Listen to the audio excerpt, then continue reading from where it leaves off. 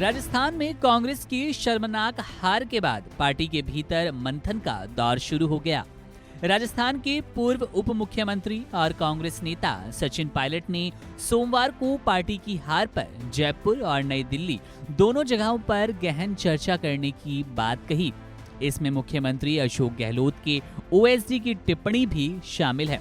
सचिन पायलट ने टोंक में मीडिया से बातचीत के दौरान कहा, मेरा मानना है कि इस हार पर विचार करना जरूरी है। अशोक गहलोत के ओएसडी लोकेश शर्मा के बयान पर उन्होंने आगे कहा, मैंने सीएम के ओएसडी का भी बयान देखा, पार्टी के लिए इस पर मंथन करना जरूरी है।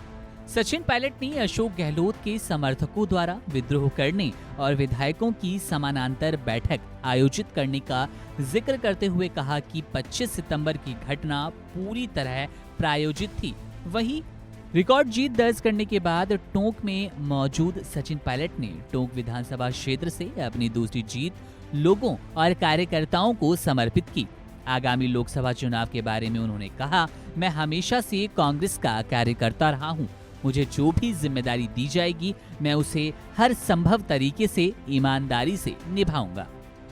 ऐसी जानकारी है कि लोकेश शर्मा ने कहा था कि राजस्थान में सीटिंग विधायकों के खिलाफ एंटी इनकम्बेंसी थी। खुद अशोक गहलोत चापलूसों के बीच घिर गए थे।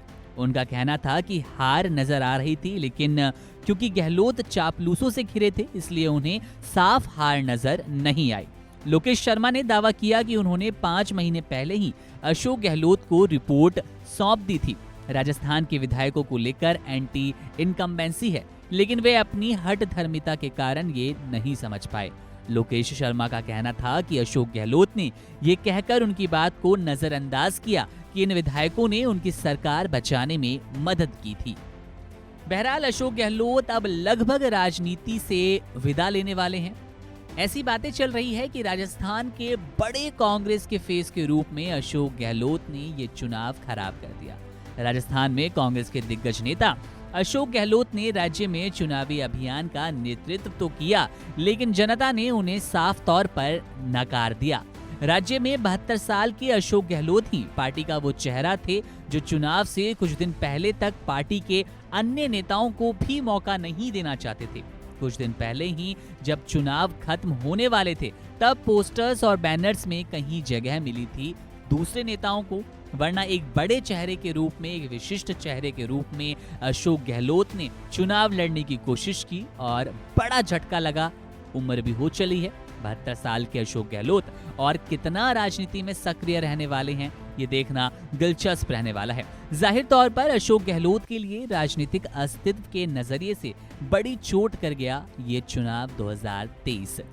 राजस्थान में अपनी जमीन उन्होंने बचाने की कोशिश की, लेकिन जो पिछले कई दशकों से नहीं हुआ वो एक बार आज कैसे हो जाता, इस साल कैसे हो जाता। सीधे तौर पर सचिन पायलट और अशोक गहलोत के बीच में जिस तरह से मनमुटाव थे, रिफ्ट थे, उसका भी फायदा विपक्षी दलों को मिला और चुनाव जीतने में बीजेपी कामयाब रही। कांग्रेस राजस्थान में हार गई। अब अशोक गहलोत के खिलाफ आवाज बुलंद करने वालों के पास अच्छा मौका होगा कि आप उन्हें घेर सकते हैं। बहरहाल राजनीति पर हमारी नजर है, राजस्थान पे हमारी नजर है। कोई भी बड़ी अपडेट मिलेगी आपसे साझा करेंगे। बने रहिए वन इंडिया हिंदी के साथ।